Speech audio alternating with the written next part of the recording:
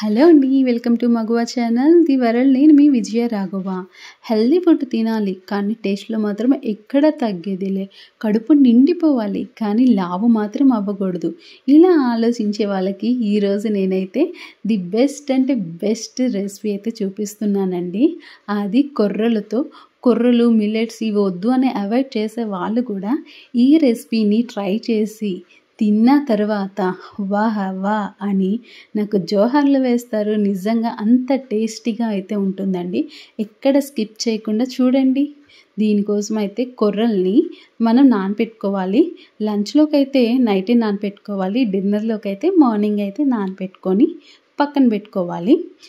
తర్వాత ఒక pressure cooker తీసుకొని ఒక 50 ఎంఎల్ దాకా ఆయిల్ అయితే వేసుకోండి. ఆయిల్ వేసుకున్న తర్వాత హెవీగా మసాలాలొద్దు. జస్ట్ చెక్క, లవంగ, బిర్యానీ ఆకు వేసుకొని టేస్ట్ కోసం జీడిపప్పు, తర్వాత సన్నగా తరుక్కున్న ఆనియన్స్, బంగాళదుంప, క్యారెట్, బీన్స్, టమాటో, బఠానీ, కొంచెం కరివేపాకు అవి మగ్గడానికి ఒక స్పూన్ దాకా సాల్ట్, పసుపు వేసుకొని మొత్తంగా కలదిప్పుకోవాలండి. ఇలా కలుపుకున్న తర్వాత ఇవన్నీ మంచిగా కలిసిపోతాయి. తర్వాత ఒక్క స్పూను అల్లం వెల్లుల్లిపాయ పేస్ట్ వేసుకోవాలండి. ఇది కూడా మంచిగా పచ్చివాసన పోయేంత వరకు ఒక 2 మినిట్స్ అయితే మనం వేయించుకోవాలి. తర్వాత మూత పెట్టేసి ముక్కలు మంచిగా మగ్గేంత వరకు చూసుకోవాలి. తర్వాత కొత్తిమీర, అలాగే పుదీనా, ఒక 2 పచ్చిమిర్చి చీలికలు అయితే వేస్తున్నాను. ఇవి కూడా వేసుకొని మొత్తంగా కలుపుకోవాలండి. ఇలా మంచిగా కలుపుకోండి.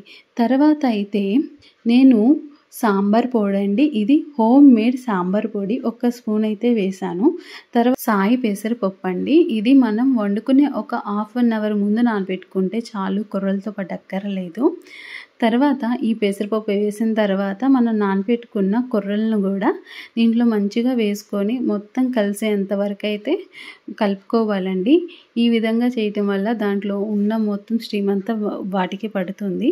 తర్వాత ఒక కప్పు చింతపండు గుజ్జు ఉంటుంది కదండి, ఆ పులుసునైతే వేసుకొని 1:6 వాటర్నైతే మనం వేసుకోవాలి కొర్రలకి. తర్వాత సాల్ట్ కూడా కలుపుకోవాలి. తగినంత సాల్ట్ కూడా వేసుకొని మంచిగా మూత పెట్టేసేసి ఒక 5-6 విజిల్స్ అండి మీడియం ఫ్లేమ్లో పెట్టుకొని వచ్చిన తర్వాత చూడండి మంచిగా మెత్తగా అయితే మనకి కిచిడీ లాగా, ఇది కిచిడీ అయితే కాదు, బిస్మిల్లాబాత్ అండి.